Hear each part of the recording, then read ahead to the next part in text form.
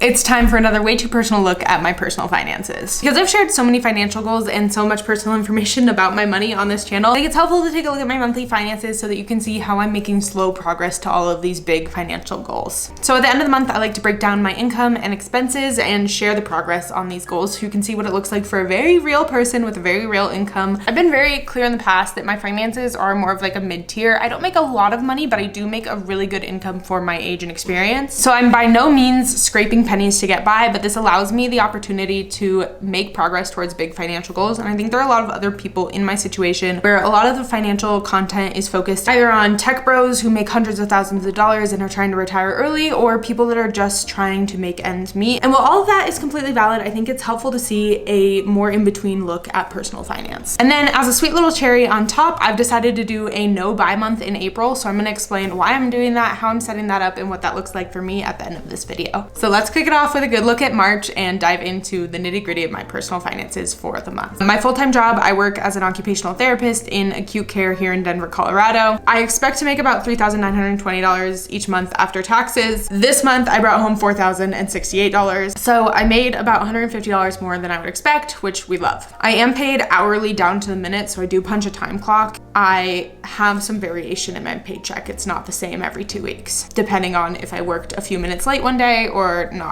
And this can add up actually to a significant amount if I'm not careful about it. So yeah, that's why I have that variance. I do think that I have undershot a little bit what my expected is every single month. So I think I can adjust my budget by $50 or $100, but we'll deal with that in the future. I'll just leave that $150 as a buffer. Because in my opinion, I feel like it's better to expect less and make more than to expect more and make less. So $4,068 for my full-time job. And then one of the benefits that I have is $200 for student loan reimbursement. So I do track that just so I can track how much is going to my loans every single year. And then I got an $800 tax return from the state. Big income month, and this is probably the last big income month I'll have for a while. January included a little bit of Christmas money, February was my birthday as well as a tax return, and then this was the last tax return. So I'm not expecting any extra income in any future months, but it has been fun for the past 3 months because I've been able to make some headway on my student loans. So speaking of those student loans, this is my biggest financial goal right now. I started with $127,000 in debt. I graduated last May, started working basically in July and paying down that debt kind of in August. So my goal is to aggressively pay down this debt as quickly as possible. Right now, the aim is to have it paid down in about 5 years, but I'm hoping to speed that up a little bit. So I started the month with $111,121 in student loan debt and ended it with a balance of $107,838. I think I grabbed this screen grab of what I started with before some of the payments had posted. So I think it's a little too high because I only put $2,900 to my loans, including the contribution from my work. Regardless, I am getting closer to the sub 6-figure milestone every single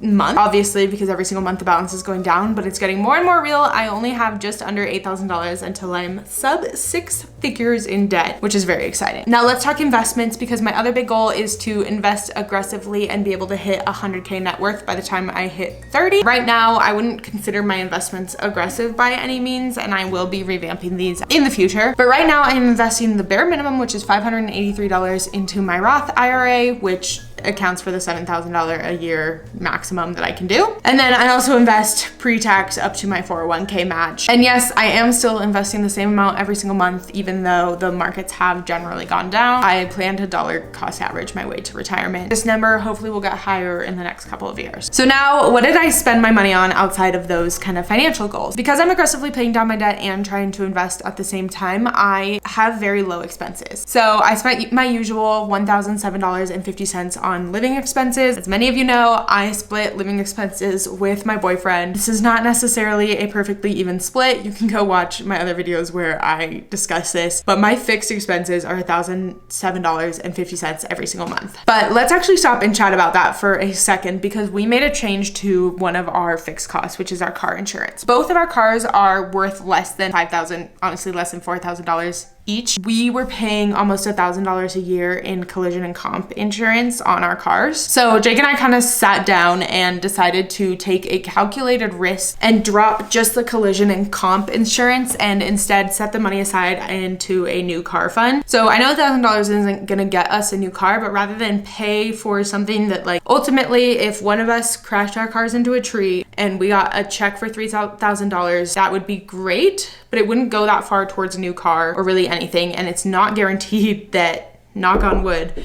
we're gonna do something like that, versus we can guarantee ourselves the money and add it to a fund for a new car. If we were to get hit by someone else that doesn't have insurance, that'd be a big bummer, but it wouldn't ruin our lives. We do have emergency savings. We also do have a third vehicle. It's currently set up as an adventure rig, but we could go down to 2 cars. Jake works from home. We wouldn't be completely shit out of luck if we didn't have one of our cars. We love them both, and I don't want anything to happen to them. And part of that is also that with the way that our deductible is set up, we would also have to pay $1,000 just to get a payout. So we would only be paid out essentially like $2,000 for a car. This decision will pay for itself in 2 years. So hopefully it works out. I'll keep you posted. My expenses won't change, but the amount that we'll be paying to our insurance company should go down, and then we'll be setting aside the difference specifically into a car fund. I just thought that was interesting to talk about because it is a risk, and it's a calculated one that we were able to run the numbers and see like what is the reality for us. Because our cars are worth so little, it did make sense for us, and also because we each have significant savings. So I just thought it was interesting to talk about. In personal spending, I spent a whopping $75. So a really low spend month for me, which is a good warm up for the next month. I grabbed coffee, I went to a happy hour, and I went to a dinner with a friend. So really no big spending. So any money that's left over will just roll over in the bucket for the next month. And this is one thing that I really like about my budget template because it just makes it really, really easy for me to see what is rolling over so I can handle fluctuations in my spending. Shameless plug that my budget is available, linked down below, and it's just an easy way to support me. Okay, we'll talk about building that bucket up in just a second, but let's dive into my YouTube income. I was not paid out in March because I didn't hit the $100 threshold. I think I was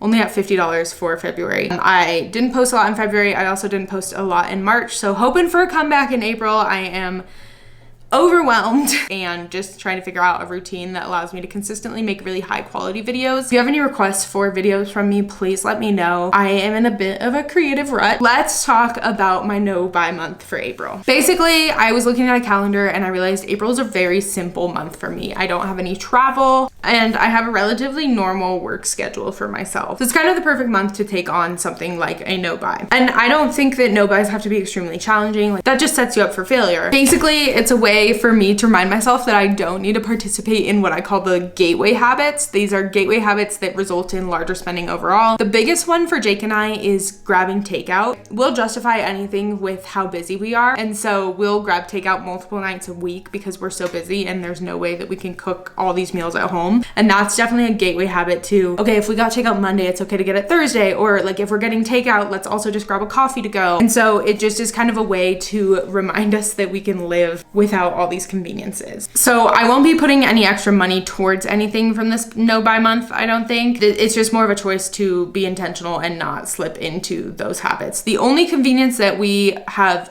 actively budgeted for is ordering groceries via Instacart. And that one is fully justified because groceries used to take us 3 hours a week and now they take us 20 minutes a week. And we budgeted for that in our grocery budget. So that is already included in our expenses. So that is the only like yes convenience purchase that we can make. So on my yes buy list, we have groceries. Instacart is okay. I'm gonna need to buy a birthday gift of some sort for Jake's grandpa, so I'll start kind of sifting through that. Specific things that are no buys for us this month is any food that is not from a grocery store. This includes coffees and little treats, no buy. I have slipped into the habit at work to get myself a little treat. I'm a little burnt out, no buy. And then clothing and household items. These aren't huge areas that I purchase in. I don't buy like trinkets or like nifty things too often, but with spring rolling around, I have found myself being like, ooh, I need a little garden here. I need something here. So no buys in April. And that's just that. Basically, my variable expenses should be $0. That's what March looks like. That's what April will hopefully look like. Check back in at the end of the month. Subscribe so that you don't miss that video. And I will be updating you all on how my no buy month went. And I will see you in the next high quality video.